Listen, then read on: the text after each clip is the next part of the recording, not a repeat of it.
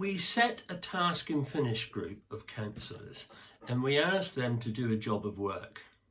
They've brought back a report of which each member of that committee were allowed to make their observations and their points, having listened to the evidence and obviously the wide engagement that we had with a lot of people in and around the Exeter area.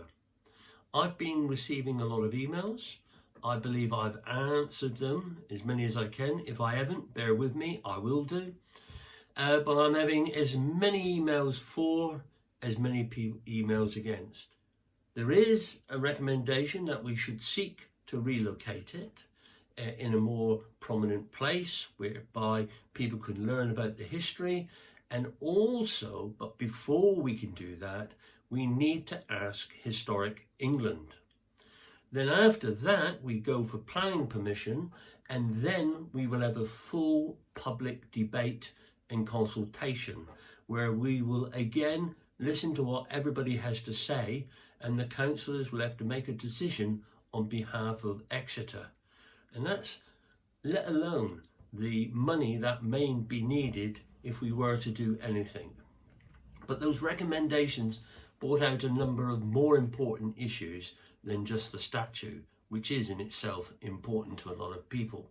And that is to have a working group on equality and diversity here in Exeter, and to look at the impact of racism, whether that's institutionalized or just something that is, we just accept it as a way of life, which we mustn't. We have to understand Exeter has a diverse community. And whereas I've lived in and around Exeter all my life, an Exeter lad, I don't want to see my heritage rewritten.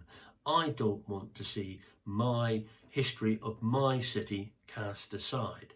What I want to see is to be seen in perspective, in a modern concept going forward, for my grandchildren and children to understand what happened all those years ago and to reflect on it.